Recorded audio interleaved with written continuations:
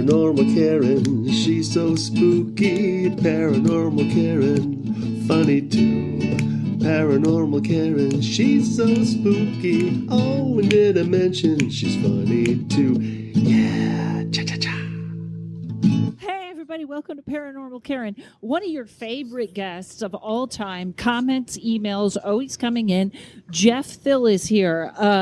Before we do that, folks, my Patreon is up. I'm teaching tarot and psychic development, and I am having such a good time. In fact, I almost forgot what it was like to podcast. So check out my Patreon, last name Rontowski, patreon.com/Rontowski, having all kinds of fun doing tarot and psychic and oracle cards and all kinds of stuff. So anyways, Jeff Thill, how are you? Doing really good. Thanks, Karen. Yeah, great to talk to you again. We are in strange times, and one of the most beautiful things about, I think you've been on 5 times, haven't you? Am I a 5-timer? That's awesome. Yeah, Saturday Night Live, you'd get a robe. I would. That's right. One of the beautiful things about talking to you is I am all woo-woo paranormal, and you are rather fact check and investigate. So I think we're a good match, don't you? I think they might have had a show back in the 90s that had a similar theme. X-Files. Yeah, I think I might be the Scully, and you're probably the Mulder of the two of us. That's yeah. Right. You're the woman, and I have a sex addiction problem.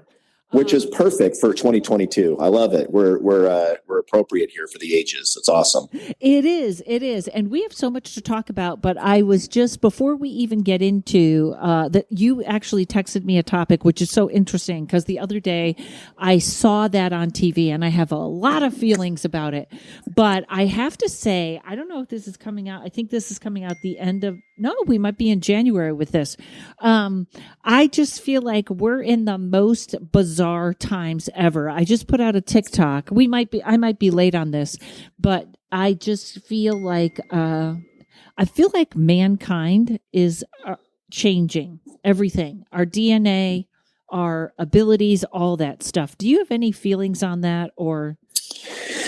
Well, I don't necessarily have any feelings that are, grounded in any kind of, as we just talked about before, any kind of science or evidence or whatever. But I will say, every age, every time someone lives in any era, they always say to themselves, "Oh, this is it, man. Things are definitely changing. This is the weirdest thing ever." It's happened a million times, right? But I have to say, Karen, I agree with you 100%. Just in the last 4 or 5 years, and certainly in the last couple years, it really has gotten very different. And it's not just a pandemic. Yeah, that happens on a pretty regular cycle if you look at it, right? Pandemics do happen. And political rhetoric, okay, sure. It's very strange in the US right now, a lot of name calling and weirdness, but that happens in every country at different times, right? Yep. We're just experiencing it right now. But you're right. There does seem to be a general shift in the way that we actually think about each other, communicate with each other, and socialize. At least that's what I'm noticing. And I have a suspicion if I were to try to ground it in anything verifiable, I think it has to do with technology in general. You've heard this a million times, just computers and cell phones and social media. We're just really getting trained to think differently about each other and communicate in different ways. And that's not always a bad thing, but it's definitely molding us into something different in terms of how we relate to each other and carry on conversations and how we think about each other. I couldn't agree more. And I think there's first of all, on the woo-woo side, it was very funny because the other day I was talking to someone and she said to me, I was talking about being in LA and how I sort of know that I'm here at the wrong time, that I didn't miss my window to get out, but as a psychic, I know it's coming. And I sort of got a message like, well, you're going to learn your lesson from in the eye of the tornado now. But because I do feel like probably something has already happened by the time this comes out. But I do feel like a friend of mine said to me, why don't you just levitate out of Los Angeles? And there was a half a second where I was like, that's not a bad idea. And then I was like, well, something has to take place between now and the time I levitate that I'm not sure about. But there was like a moment of, yeah, human beings can do that. But I'm just getting ready to do a podcast on my own about the uncanny valley. Have you heard about that? Say it again. What is it? Uncanny valley. Oh, no. It's just the part of the brain where when we see someone that is completely AI, but they look so real that you almost can't tell, but you're very uncomfortable. In fact, they did it. There was something they did with the movie Shrek, where the girl in Shrek, at the previews, kids were crying because they had made her this AI that was so real. It was scary. And they call that the uncanny valley. And I think that is happening now on social media. And it's not too long till that metaverse, whatever that is, where we're just avatars. Right. Well, for sure. So there's technology that is up and coming that is going to take the actual human to human, touching each other, talking to each other, and, walking up to each other and conversing much further away, right? It's going to remove that interaction completely because, to your excellent point, as AI gets better and better, as virtual reality gets better and better, there's going to be complete virtual universes that people can lock into for hours, weeks, days, months at a time, and just create their own bubbles. And they're going to be so engaging and so addictive that there really isn't going to be a lot of interest in some cases with any actual human interaction other than, to your point, a person behind an avatar. And I'm really just dealing with avatars. And I live in this world now, right? What is the one thing that we learned from this pandemic? Well, we've learned a million things, but one of the big things was people can actually have jobs and work remotely. They don't necessarily have to go into an office and sit at a cubicle. And that in and of itself, lends itself to you creating your own micro bubble in your house, in the comfort of your own house, and, having little or no interest in going outside. Right? So, it's not far-fetched. This isn't really an episode of Black Mirror. We're almost there right now. Yeah, it is a little, we are almost there. And there's certain things that are kind of scaring me. You have to remember, you're a little younger than me, I believe, but we had a phone that was on the wall. And I remember, yes, we did. I remember comics like Jimmy Walker used to do jokes like, someday you're going to be able to call the person in the car in front of you. And what if the license plate is the phone number? And you could just, and now it's like we're almost there. We are kind of like that. Yeah. Yes, if you could call them on that, but it's like even Facebook, especially in the beginning, was addicting. It really was. Sure. It was an exercise in telepathy, I think, and it went wrong. Yeah. Right. So the thing that I've been fascinated with lately is me, Karen. You know me. We for folks that don't maybe know who I am from previous episodes or whatever, and how I know Karen. Karen and I met at the Comedy Store back in the 90s. She was already an established comic. I was just starting out, and that's how we met. But we kind of bonded over our love of humor and really esoteric topics and subjects, right? Tarot readings, psychic, anything supernatural. For me, it was a big interest in UFOs and, a possible government cover-up when it comes to extraterrestrial life. And now it seems like, all of my conspiracies, and I was known, you guys, for quite some time as Jeff, the conspiracy guy, but my conspiracies were really, is it possible that we really have somehow found a way to cover up evidence of extraterrestrial life? And how does that work within the government? And maybe there are some conspiracies on how this works. That was my level of conspiracy. But Karen, now we all know, right, from the last 4 years, everyone seems like they're a conspiracy theorist, right? But these conspiracies, they're not harmless. I believe in Bigfoot, or maybe the earth is flat. They're getting really, really mean-spirited, really dark, violent, just not good, right? And at the heart of these conspiracies is an addiction to thinking that you know something that other people don't, and you're somehow special because you have the inside scoop. And it becomes very empowering, right? And we need not look any further than anything, right? QAnon or anything out there, right? Mm-hmm. So it is addictive, and it seems to be getting more and more widespread. And I said to myself, how is this possible? These people are, in my opinion, giving conspiracies a bad name. Now you can't even have a good conspiracy because everyone, is like, oh my God, you're not one of those conspiracy theorists.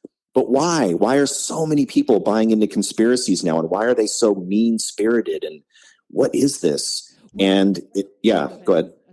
I was going to say, and my theory is that it has to do with what you and I are talking about, right? So the more isolated you are, the more technology takes you away from actual human interaction, the more you're tempted to make generalities. And this group is doing that, and I think they're coming after me for this reason.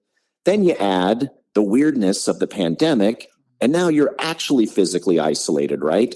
Social media makes you jealous of other people, makes you strive for impossible ideals on what other people are doing, and there's all this fear of missing out and jealousy and resentment, and all these fake realities being created. Then you get more isolated because of the pandemic.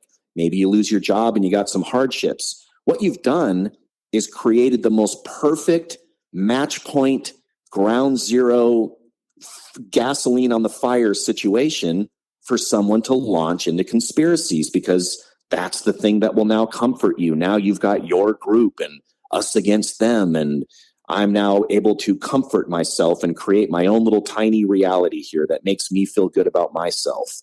So I think that kind of stuff is happening, right? And I think that's kind of why we're seeing conspiracies popping up everywhere, all over the media and the mainstream. It's just become a. Do you remember when conspiracies were just JFK and Bigfoot?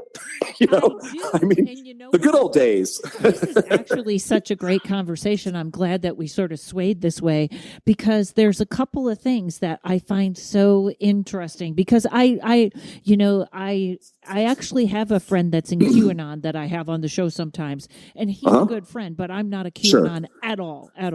And it was that sitting on the internet, and once they went down that rabbit hole, I go down the rabbit hole of essential oils and I can't get out.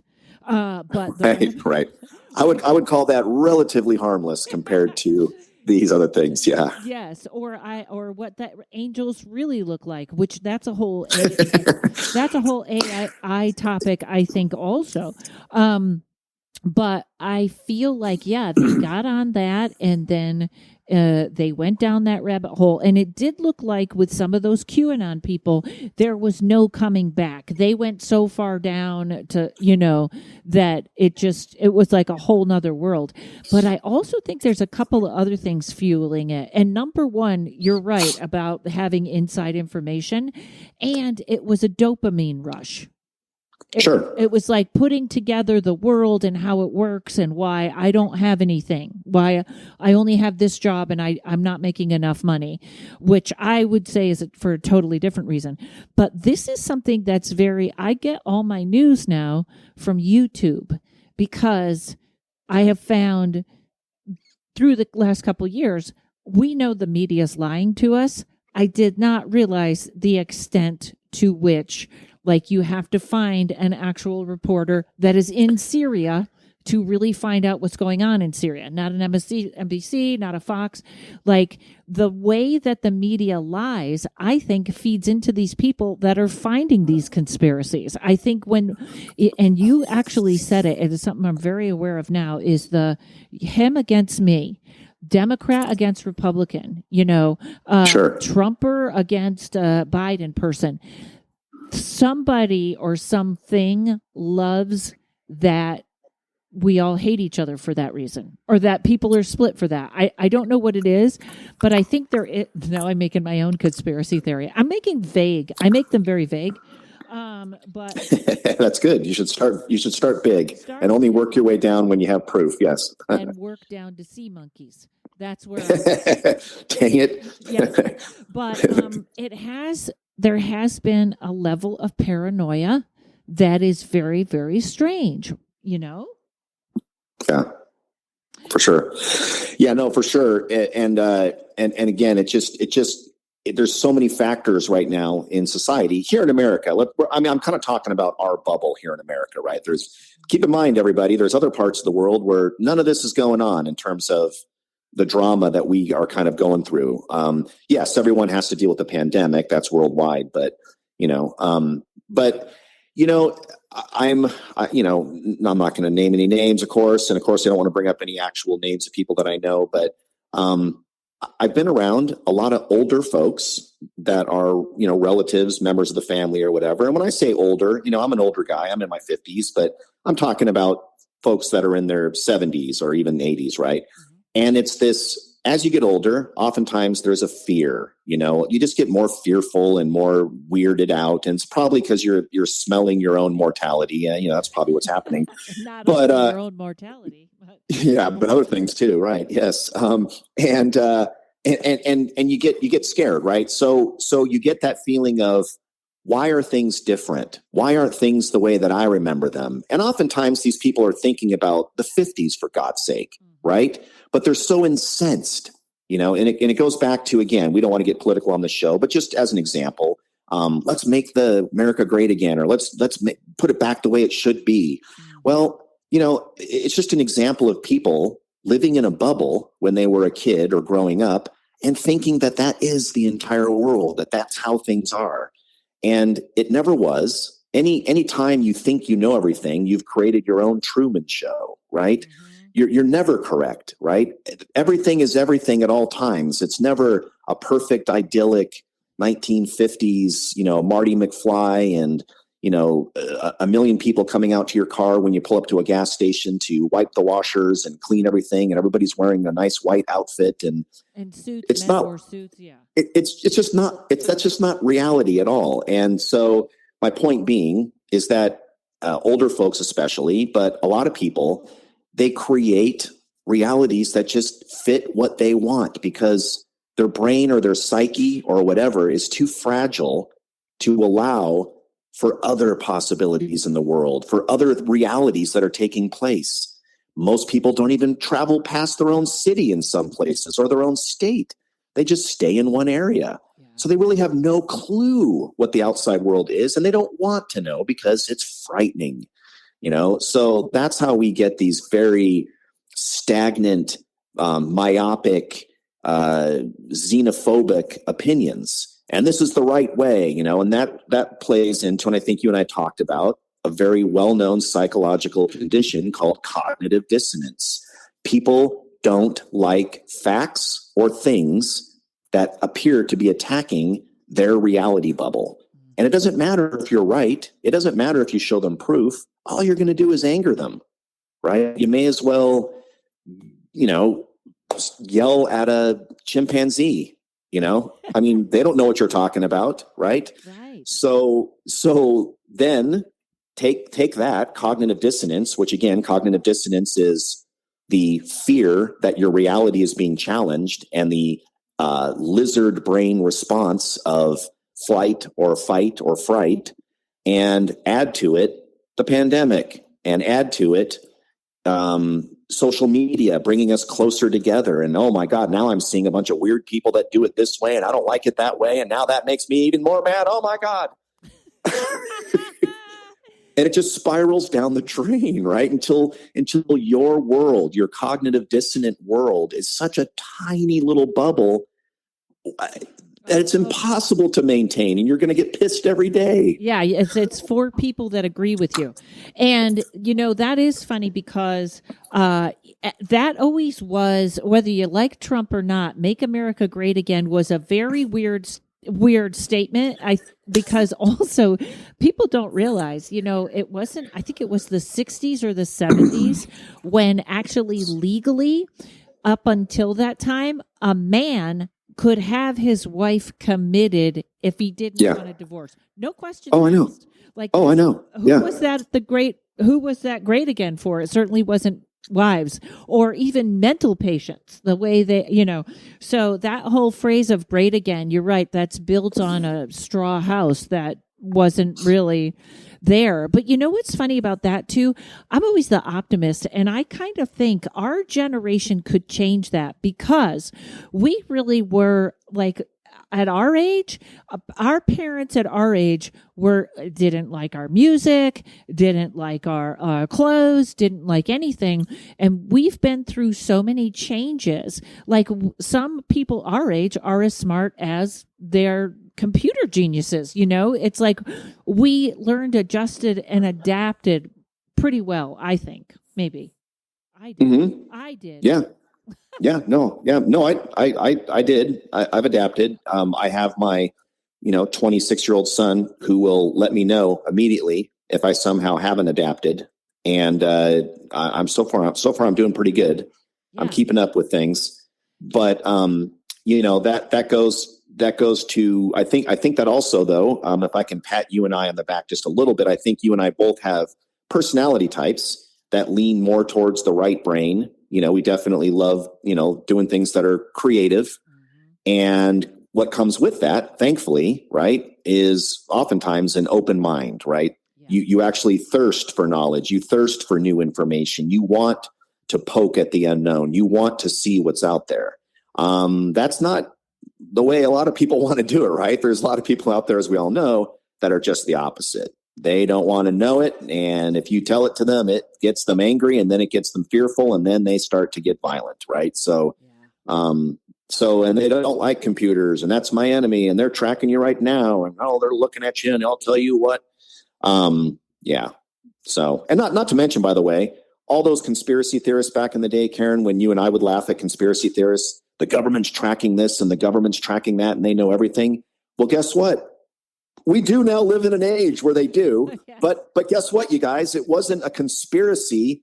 You're the idiot that gave them all the information. I mean, you know what I mean? It's not like there's some covert thing going on. We willingly hand over all of our information on social media, emails. I mean, anyway, it is kind of laughable. I think well, we'll see, because I think the next step on that is all our medical information and the digital passport, which I am 100% against.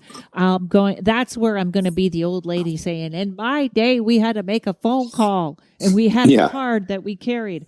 Oh my God. Yeah, I call that texting with your mouth. That's what I call that. Hang on a second, folks. We will be right back. This is already off the chart fun. Okay. Hey everybody, just want to let you know my tarot class is on sale this weekend only until the 23rd, or the 23rd. I believe it runs out at midnight. So that'll be 2 days. You can get half off when you go to karenrontowski.com and click on tarot, and then you're going to use the coupon code October, all capital letters October. Also, November 1st, I finally have a Patreon. I know I'm so far behind everyone else. It is a tarot and psychic development. So it's going to be some paranormal, but mostly tarot and psychic development. I'm going to be putting up classes myself that are tarot classes, and we're going to be doing meditations and psychic exercises, and there's going to be homework and all kinds of fun stuff. I'm also going to have guests come on and tell us about their process, how they do their thing. So November 1st, the first class will be out. November 4th, patreon.com/Rontowski. So Jeff, you're kind of my UFO guy. You're my check-in guy. If I have a question, I text you. And I never was, you were always, because of course, give everybody a real quick thumbnail. They may know, but give them a quick thumbnail about how you got involved in UFOs.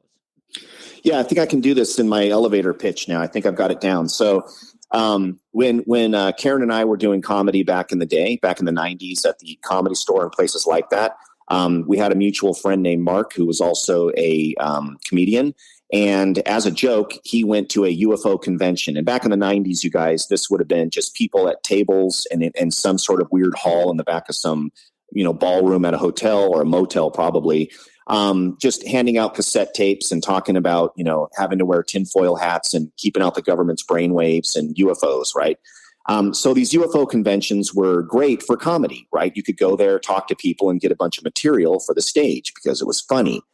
And Mark started out doing that, but then he thought, oh my God, some of this stuff does seem kind of real. Some of these guys that are talking seem like they know what they're talking about. Jeff, you should check this out. And then I went, and I thought it was really funny. And I used some of that stuff on stage. But just like Mark, I did get interested in at least one guy who was an emergency room physician who wasn't a crazy, kooky dude. He wasn't talking about getting abducted in the middle of his cornfield with his cow, and he wasn't talking about getting probed by aliens. Not saying that doesn't happen, but this guy was just kind of had a legit story. And he told the story of how he started talking to folks at his country club in North Carolina, brigadier generals and retired admirals and people that were in the CIA. And over a couple of brandies, they started admitting to him that there is an actual program where they do cover up alien technology. And there's a reason for that. And here's how it's worked over the last 60 years. And here's why nobody knows about it.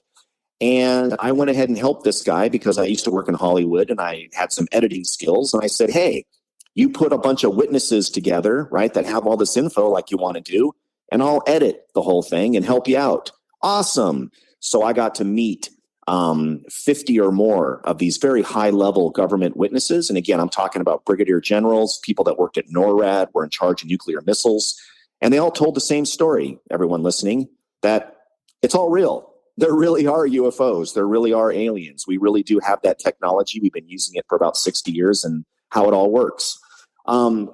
So, that was pretty amazing information. And so ever since then, I have believed that this is all true.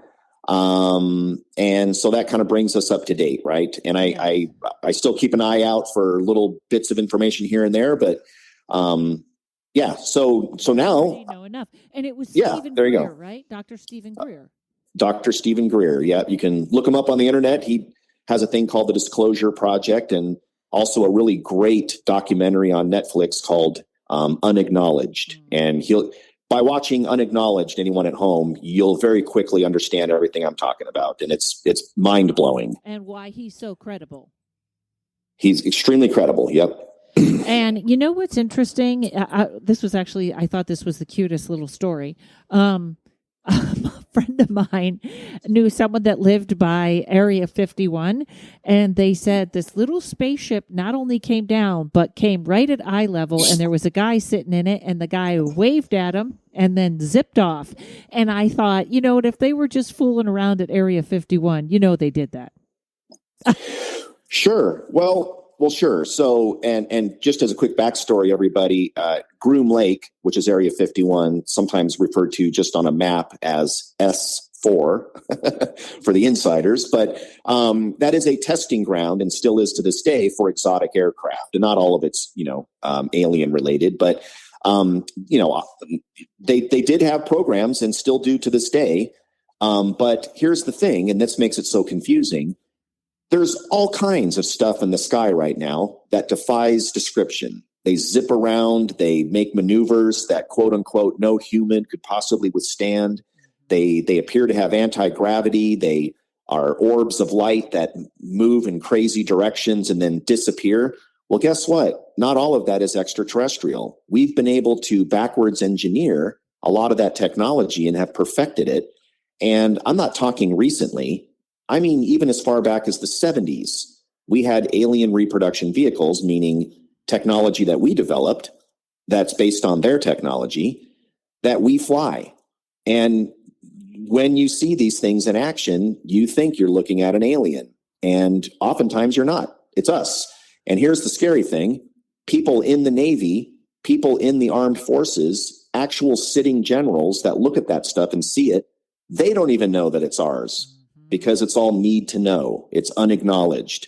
It's within these unacknowledged special access projects that has a, need to know basis, right? And only a handful of people know. There might be a guy 6 levels beneath that general that has all the info. And of course, the common thing you'll hear, Karen, is, well, I would know about this. I'm the head of this and I'm the head of that. And trust me, well, that's just their ego. They weren't brought into the loop, right? Yep. So, and there's no government oversight. The government isn't hiding UFO information. The government doesn't know anything about UFOs. They're not in the loop. This is outside the purview of the president. So this is the privatized military industrial complex, the military married to corporations. They're the ones that have these secrets. And so it's basically its own government. It's its own world. And that's how it's kept secret.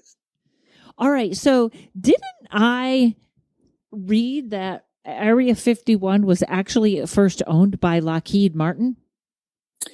Yeah. So Lockheed Martin, which is an aerospace, company that builds all kinds of aircraft, many of them top secret. They also had a very famous division within it called the Skunk Works, and Skunk Works was responsible for stuff like the SR-71 Blackbird, which was a supersonic spy plane that they only recently decommissioned. Something that was so fast that if you launched a missile at it, it would outrun the missile. So Lockheed Skunk Works did a lot of tests out at Area 51, and all the way back to the 50s, you guys, is when Area 51 was first acquired and purchased by the government, maybe even a little before the 50s. And when it comes to the UFO world and the witnesses that we've talked to, we had interactions with extraterrestrials all the way back in the 50s. And as early as the 50s, when we had the Area 51 sections, cordoned off so nobody could go in there, and nobody even knew it existed, right? Nobody knew there was an Area 51. That didn't happen until later in the 80s, right? Mm-hmm. But back then there was a technology exchange, and I don't know what they got from us, but we were able to backwards engineer some of their more simple craft and create our own craft based on their craft and test fly them. And that work has gone on to this day. And I know that sounds crazy, and maybe it is, but the people that I've talked to are all vetted, and they're all absolutely impeccable credentials. They weren't writing books. They weren't trying to make money off it. They don't talk about, Bigfoot and the Loch Ness Monster. They're not kooky people. They're about one thing, and you can't get them to talk about anything else. If you ask them some other weird question, they'll just say, I don't know. That wasn't my department. So you turned me on to that. Those tapes are still out there about that guy with the Southern accent that actually was the one that was working with the alien. Do you know what I'm talking about? Yeah, of course. That's Bill Uhouse, William Uhouse, and he is a retired Marine captain. He was an engineer that worked on backwards engineered alien craft. He also worked alongside an actual extraterrestrial that they codenamed J-Rod. And I know you guys sitting at home, you're like, yeah, whatever, dude. That's the stupidest thing I've ever heard. But watch the interview. This guy's, credentials were impeccable, and he would talk to you for 3 hours straight about exactly how you could build one of these craft and exactly how they did it, how our pilots got inside there and learned how to fly these craft, what it was like to try to communicate with J-Rod. How he would talk to you inside your own head, and you would hear your own voice talking to you inside your head. And he would oftentimes get things wrong and not understand how to relay certain concepts, and it would get very frustrating. He just went on and on and on, in excruciating detail about how we did this. And there's videotapes of this, but of course, yeah. Are they? Is that I see that on the internet and on TikTok? Of course, I can't tell, but at this point, probably in the 70s or 80s, you could tell if it was real or not. But with what is on the internet, you can't tell what's real and what's not. But those clips are out there, aren't they? Yeah. Yeah. Those are some of the original footage that we took as part of the Closure Project. And they're all out there on YouTube, type Closure Project. But there's lots of updated footage as well. Now, Bill Uhouse was an elderly gentleman back then. This was back in the early 2000s when he was interviewed, and he's since passed away. But shortage of witnesses like that. One of my favorites was the guy who was an expert. He worked in the Air Force, and his expertise was a certain type of photographic equipment. This was a machine that could develop 35 millimeter film that was acquired through satellites. And this is back at the time when we were circling the moon with one of our probes to try to find a good landing spot for Apollo 11, right? So this would be pre-1969. And he was called into a NSA-run facility to please help them reboot or get back online this piece of equipment that could develop 35 millimeter film from satellites. He didn't know why he was in there or what was going on other than to fix the machine, and saw a bunch of scientists hurriedly talking to each other and kind of freaking out about something. And it looked like people from a bunch of different countries with weird security badges. And, because he had a high-end security clearance, they just led him into a room and said, fix this. And he immediately realized what was wrong and said, you're going to have to get some MPs to come over here, carry out a big, heavy piece of equipment. Okay, fine. You just wait right here. Don't do anything. Don't move. Okay, good.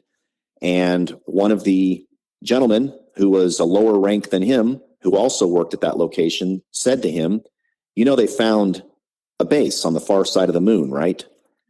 And the guy's like, what? They found a base on the far side of the moon. And his first thought was, whose base? What are you talking about? And he showed him the footage from the orbiter. And there's giant domes and towers and huge structures miles across on the far side of the moon. And that's the side that no one ever sees, you guys. The moon never shows us its far side. It always only shows us one side.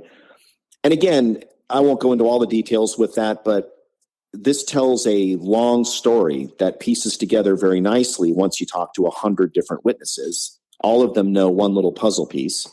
And you start to realize that we have a long history of communicating with extraterrestrials.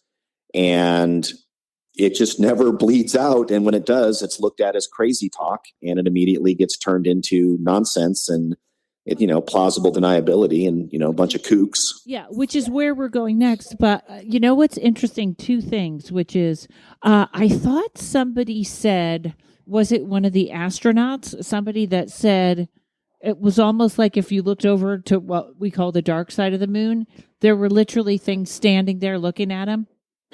Well, that's one of the UFO folklore stories. I don't know that ever happened. I always kind of reserve judgment on that one. That's a story that I tend to believe is a little bit of make-believe, filling in the blanks, somebody telling a story based on half-truths. But here's the reality. Here's what I can say based on talking to astronauts, right, in the Disclosure Project, like Edgar Mitchell and Gordon Cooper, right, is the astronauts all have one thing that they can't talk about. Is it that they never went on the moon and the moon, landing was a big hoax? No, what the big thing is that they can't talk about is what is on the moon, right? So Apollo 11, Apollo 12, 13, all of those, original Apollo missions, right? They all know full well that there's an alien presence on the moon. None of them don't know it because they've circled the moon, right? So that's the thing that they shut up about. That's the thing they can't talk about, right? That's why Neil Armstrong, to a large extent, wouldn't talk after he came back from the moon. He didn't do public appearances. He didn't want to do press. He didn't go on any junkets. He didn't want to really do anything. Now, some of that might have been because there's a little bit of an issue with that first mission. Right. But we won't get into that. But one of the biggest things is, and he said this at the 25th anniversary of that moon mission, he said it to a bunch of people at NASA, a bunch of young scientists, when he actually went and did a little talk, which was rare for him, that there are technologies out there that have yet to be discovered that will be made aware to us once you can penetrate one of truth's protective layers. Now you can watch that footage. You can see him say that. He really did say it. And what he's referring to is there is alien technology. We have these advanced vehicles. We've had them for decades, and it's not shared with the average Joe. It's unfortunate, right? There's all these amazing technologies that could dramatically transform the earth, right? Right, like they say, a power, an energy source that is what are they? Tesla had it, right? He came up with it. What is it? Self-sustaining power source. Yeah, they call it. I mean, the technical term sometimes is called over unity. But exactly, Karen. So imagine a thing that has no moving parts, that's small, that pulls from the vacuum of space, doesn't need any fuel, and creates energy, unlimited. And just one of these small devices could power your house forever, or a slightly larger device could power an entire city, non-polluting, right? Nobody making money. Nobody making money. Also, do you really want third world countries to transform and become first world countries because they're not now crippled by where the fossil fuels are and how do we run power lines and how do we build an infrastructure, right? You don't need one with these. Shirts that are $10 made by children. Yeah. Right. Anyway, you get it. So it's really about control. That's the large reason why these technologies are kept secret to this day. Okay, I have 3 questions lined up for you. The first one might be silly, but I think we're in the unexplained, so I might as well ask it. Yes, yeah. Is the moon a planet, or are we actually thinking it is a made thing? It definitely doesn't classify as a planet. It definitely, just by regular astronomer terms, it would definitely be a moon. But I hear what you're saying. No, is it a natural body? Right. Yeah. It's a natural body. Yes. So of course I don't know the actual answer, but I can tell the folks at home something that's very interesting, right? There's some great books out there called Who Built Our Moon? To this day, there is some stuff about the moon that is absolutely inexplicable and unexplainable. And it points to the idea that the moon is an artificial structure. Some of the stuff has to do with the wrong types of minerals being on the surface, almost as if, it's metal on the inside and something else on the outside, and it just doesn't make any sense. When they did seismic experiments on the moon to kind of test for tremors and seismic activities, one of the things they did was they dropped a sensor from a probe that hit the moon's surface and was supposed to give us readings. It basically rang and echoed like a bell for the better part of a couple days. So again, I'm not doing it justice in my little sound bites here, but there are more than a dozen super bizarre things about the moon that are highly suspect in terms of what the heck is happening here. Not the least of which is the fact that it perfectly shows us the same side at all times. That is not a normal feature for a moon. That, and there was another thing that somebody said, and I can't remember it, and I said it wrong, and someone corrected me, and then I lost the argument. But there's also something about how perfectly, like either during an eclipse or something, it's that's true. Exactly the right size to block. Yes. So if you pull back and look at the moon itself, it's extremely interesting that the moon is the perfect size and at the perfect distance so that it can perfectly eclipse the sun, right? How is it that the moon perfectly eclipses the sun? It's the same size as the sun relative, in perspective and distance. So that's really interesting, right? How is it that the size of the moon at that exact distance is perfectly placed so that it perfectly blocks out the sun? How is it that it maintains that perfect, not geosynchronous is the wrong word, but there's a name for it. It maintains that bizarre orbit where we never see the far side. there's issues again with the actual minerals that are on the moon. Very strange. Some of the way that they're arranged is very strange. And without the moon, you guys keep in mind, the Earth would be in utter chaos, right? Without that perfect moon there, the tides would be very different. The seasons would be completely different. There's all kinds of chaos that would occur. Oh yeah, people fall in love. There you go. And what of the werewolves? What would happen to them? So it's very interesting. And Karen, we talked about this before, but there's actual ancient civilizations that have documented that there was a time before the moon was here. And they documented in their legends and whatever the day that the moon arrived in the sky. So food for thought, you guys, not proof really of anything, but when you start to piece it together, a little bit of a weird thing kind of starts to, It's just asking questions. You can just keep asking questions. Keep asking. Yeah, sure. All right. Hang on, folks. We're going to be right back. We haven't even gotten to the topic we decided, but you're so interesting, Jeff. Okay, hold on a second. Hey, I'm here with my friend Ari that hosts, or I want to say takes care of all my Zoom events, my comedy shows, my classes. Ari, tell everybody what type of Zoom events you are great at hosting.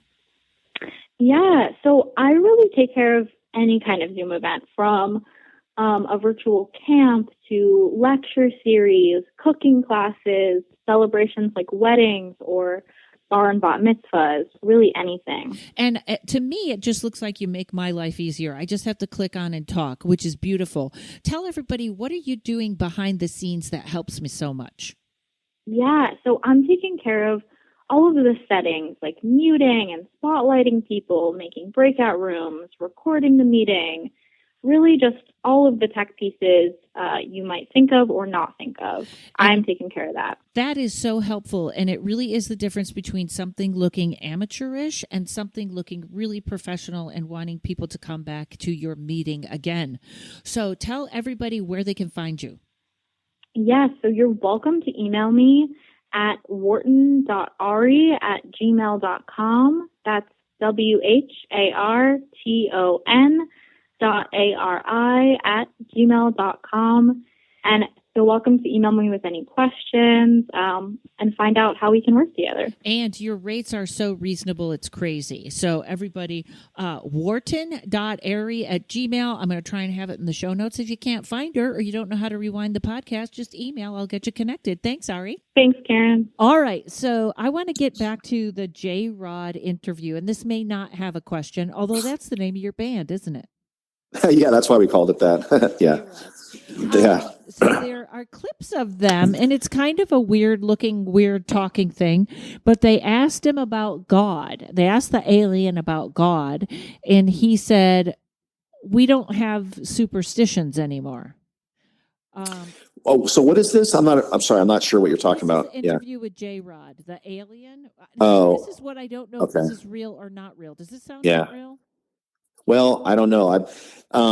There's a separate thing. There's a guy named Dan Burrish who was a bioengineer guy, and he was allegedly brought onto Area 51 base to help with the health of one of the J-Rods that was on the base, who was dying of a neurological disorder.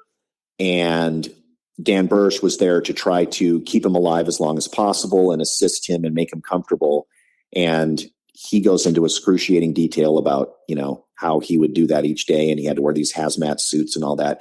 So maybe this is an excerpt from interviews with that entity, but I don't know. Yeah, you know what? It's a little too, it's not perfect. It's just a little too. I'm suspicious of anything that's perfect, whether it's a ghost photo or anything. If there's no error, okay. Because I didn't like that answer. He was like, we don't need superstition anymore," and I was like, "Okay, that's enough."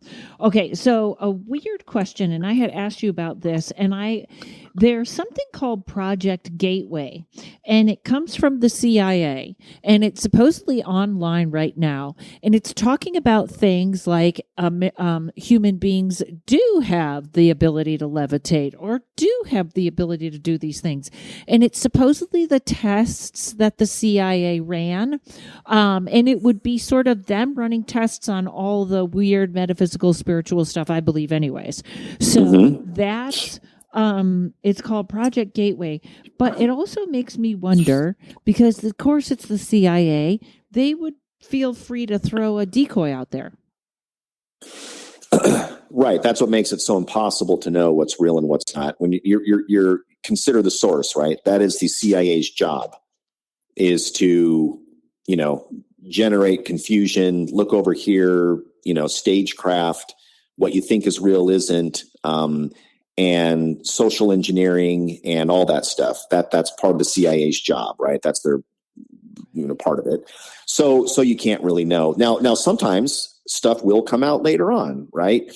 The CIA projects that really did happen, and it's now declassified, and they're weird as you know what. I mean, you can't believe they did this to people.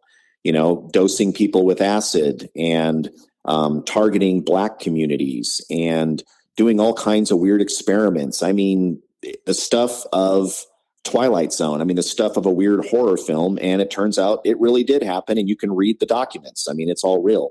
But Gateway, I haven't heard of it, and I certainly could never verify if that's true or not. But you and I both know that when it comes to psychic abilities, they absolutely had a profound interest in remote viewing, right? So that's a whole different topic, and that's verified. That did happen. Yeah. And that's still out there. And that's still I mean, they won't say that's how they're doing things or getting information, but that's actually, you can take a remote viewing class, all that stuff like that. There's plenty of them out there. Yeah. Being okay at it is you can be okay at it. It's rare that somebody is so good at remote viewing that they can give you a lot of reliable detail, but there are cases where some folks have done that. They've been so good that they can just sit there and they can zone in on a remote location in time and space. It doesn't even have to be present day. It could be the past. It could even be the future.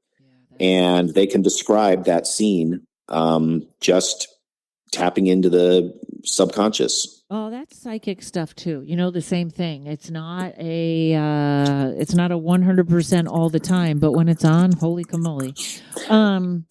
Okay, so the topic today was about them. The 45 minutes later, the topic today was about this new real disclosure. People really talking about it, right?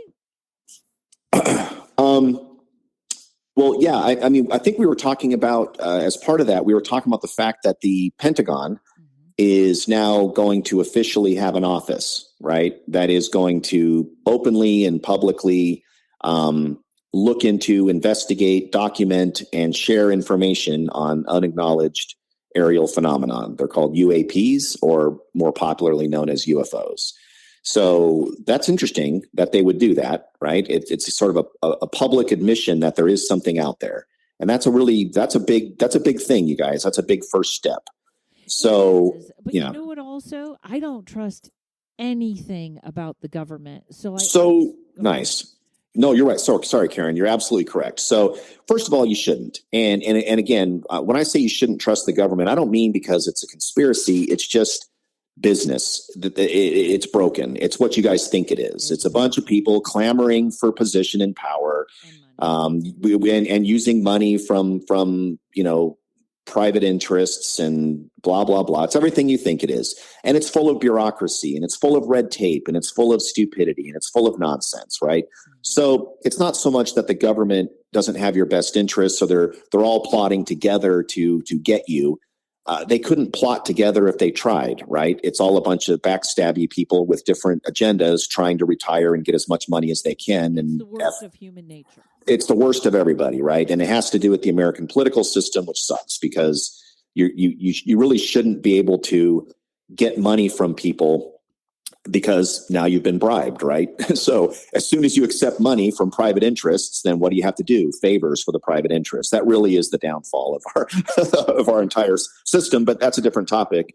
But so it's not so much that the government, is conspiring to do that, but when the Pentagon makes an official announcement that unidentified craft is real, we really do see unidentified craft. And they did this recently, right, with that naval footage that was recently released, oftentimes known as the Tic Tac footage, but it's basically a craft over water doing all these crazy maneuvers that was tracked, by the Navy. And they're admitting that it's a real tape and it really did happen. And this isn't the first time. It happens a lot. So that doesn't mean that anything that they say going forward is real.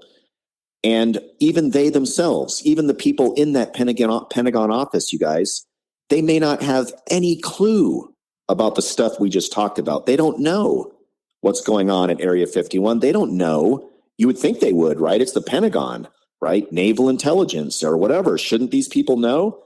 Not necessarily, right? It's need to know. It's privatized, right? It's married to the military and corporations. They may not know. The president may not know. Congress doesn't know, right?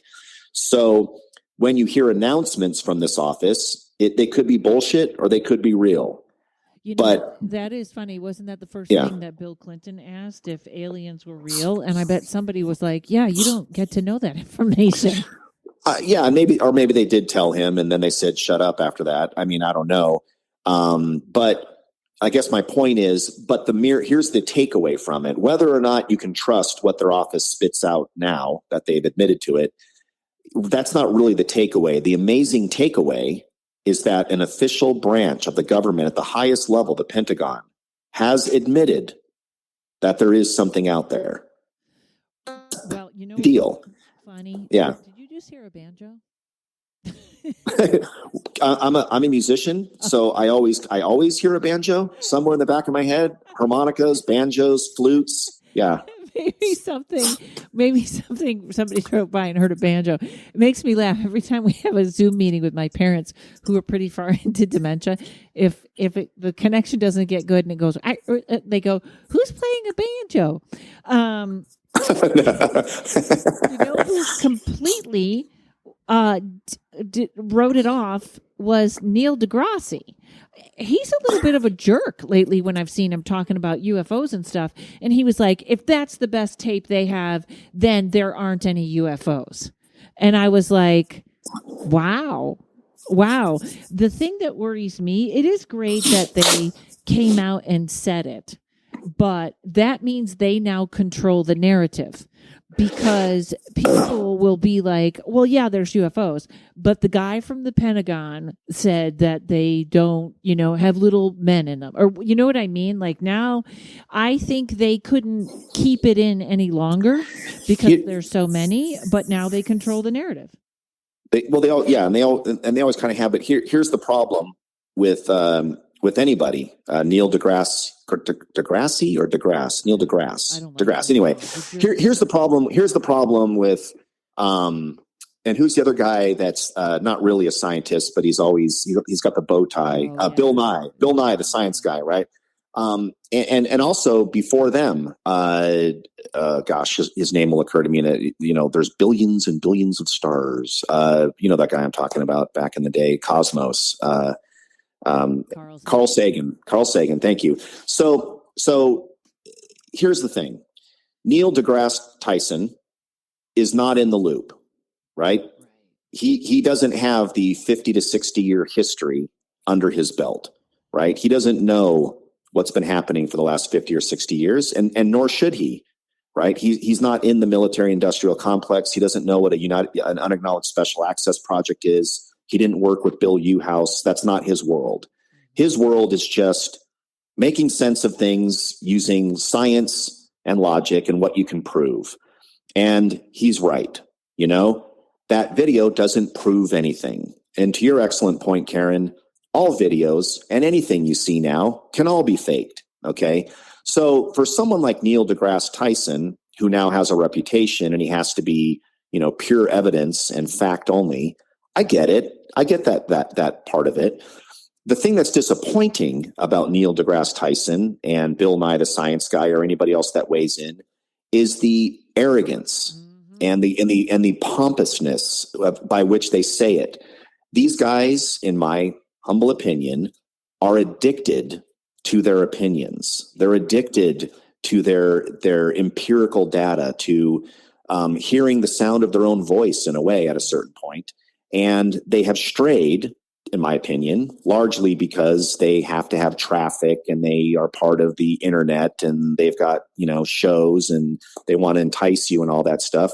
They've strayed from what makes science great, which is keeping an open mind, always thinking that something could be a possibility, always leaving room for possibility. The very act of questioning and wondering and leaving an opening for that possibility, that is at the heart of a scientist. That's what science is for, right? And when you close yourself off, when you won't look for those possibilities, when you start to get addicted to things that you've concluded that you're now married to and congratulating yourself for, you just aren't a scientist anymore. You're just kind of a dick. Boy, yeah. Boy, do I agree with you on that. And I feel like that has been, I never talk about stuff like this, but I feel like that's been the problem with the pandemic. There's been one narrative and no one has asked questions. And if you did ask questions about anything, you were pushed off Facebook.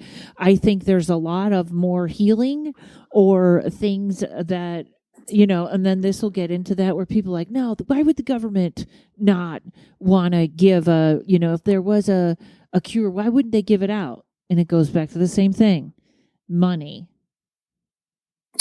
Well, I don't have any, I don't know anything about that. I don't want to sound facetious because I don't know anything about that side of things in terms of being skeptical or at least keeping an open mind about the vaccination. As to your excellent point, people just it's okay to keep an open mind, right? And just see what's going to happen. I get that, but I just don't have any. I don't have anything to go on with that because I haven't done any research either way, so I don't know. Sorry, I'm a dum-dum when it comes to that. Yeah, I don't know. Scully. I am, but I will always leave some room, right? Here's the thing. For me, conspiracies are like dessert. Doesn't matter how much you eat. There's always room for dessert, right? You should always leave a little space, right, for a conspiracy. You got to leave a little room. Even if the conspiracy is just a little mint after dinner, you got to leave room for it. Yes, you can't say, well, that's right, because you're exactly right, because I believe, I don't know if it was psychic stuff, but Bill Nye and Neil, whatever his name, deGrasse Tyson, both have answered questions as though they know. Case closed. Done, which we know you should never do. You should never do. It's anti-scientific. So, and by the way, I can prove it because here you go. Ready? Somebody, what's that famous meme? It's just a guy with a big sign and they always write different words on it, but it's like, blah, blah, blah, blah, prove me wrong. Right. I don't know if you've ever seen that meme, but so I'll do that right now for the audience. Imagine me sitting at that that card table with that sign out in front saying, prove me wrong. But when you look at the video of a UFO, meaning it's simply unidentified, and the Navy says, this is a real solid object. It really is doing these maneuvers. And we admit that this is real and we're taking it seriously. And someone like Neil deGrasse Tyson says, if that's their proof, then screw it. There's nothing. Well, he doesn't know what that video is any more than the Navy knows what that video is. So it's true. The Navy can't say that it's extraterrestrial because they don't know. Maybe that's from China. But Neil deGrasse Tyson can't say it's not alien either. Right. That's the most unscientific thing on the planet. He doesn't know what it is.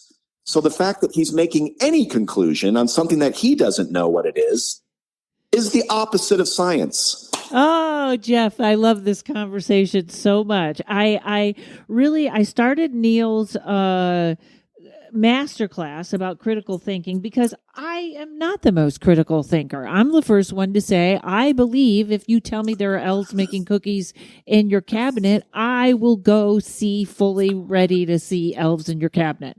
I'm not the biggest skeptic in the world, but I think you're exact. I'm Mulder. I love that. That's a good analogy. Exactly. And I'm Mulder.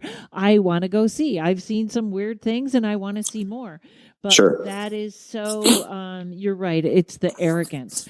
So what do you think, as we have a few moments left, do you think the Pentagon, what will they do? Let out half information, or will we get some good stuff out of it? Well, so here's what my gut tells me. I have no proof of it. But what I'm going on is what these witnesses told me on how this information trickles out, right? In the old days, if you knew this information, if you saw a UFO and you could prove it, you were dealt with by threats. And if you didn't listen to the threats, you disappeared. And that was kind of old school. Now you're discredited, right? They find a way to ridicule you or make your life hard from a social standpoint, or you just kind of lose your job, right? And that still happens now and again. Yeah. But here's what's going to happen. If the people in the Pentagon's office, let's call it the weird desk, right? The UFO desk, right? Like the X-Files. And they're good, hardworking people, and they're not part of the military industrial complex, and they're not bought and paid for by anybody. And they're not there to smoke screen anything. And they do start to release more footage of weird stuff. And that stuff happens to push the wrong button for the people that are in the know, the people that's their device, or they know what that is and they don't want other people knowing what that is, then there will be problems, right? Then it will be shut down or blocked or discredited. And it may or may not have anything to do with the poor bastards sitting at that desk. It may have to just do with the fact that they stepped on the wrong hornet's nest, you know? Exactly like the X-Files, where it was the wrong thing and the smoking man came in. There you go. So you don't want that. You don't want the smoking man. No. You don't want the smoking man, or the cancer man, I think they called him. The cancer man. Right. Because they're part of the no smoking propaganda, which is totally fine. I won't argue that. No, me neither. So, Jeff, wow. Thanks for coming by again. You're so, I love talking to you on the podcast. I love your opinions and everything. And tell everybody where they can find you. Oh, sure, you guys. So, I was telling Karen that lately the creative project that I've been doing is called Sonic Descent, and it's spelled DESCENT. And it's music, and you can check it out on anything you want, YouTube, Spotify, whatever. If you literally type Sonic Descent in Google, it's the only thing that comes up. Right. It's my little band project. I don't know how I did that, Karen. Don't ask me how that's possible. But Sonic Descent is fun retro 80s pop punk music that you might remember from, the 80s and 90s or whatever, maybe a little 70s. And it all has a science fiction theme to it. And I'm making a bunch of kind of fun little sci-fi Black Mirror music videos to go with it. It's all meant for entertainment, but it pulls heavily on the stuff that I learned in the Disclosure Project that's real. So if you want to check out a few songs, that would be great. And, Twitter, wherever you want to look, Instagram, it's all there. And sometimes we play your Bigfoot song because we enjoy it so much. I have all kinds of new ones you might even want to listen to. They're all relevant, kooky, fun, great stuff. So let me know. Awesome. All right, Jeff, thanks for stopping by. Okay, Karen, love being on your show. Thank you so much. Take care. Thanks. And everybody, you can go to my website, karenrontowski.com. You can follow me on Instagram. I'm not really on Facebook anymore, but Instagram, and I'm trying to learn to do TikTok. And take a look at my Patreon. It's super fun. Patreon.com/Rontowski. And we'll see you all next week.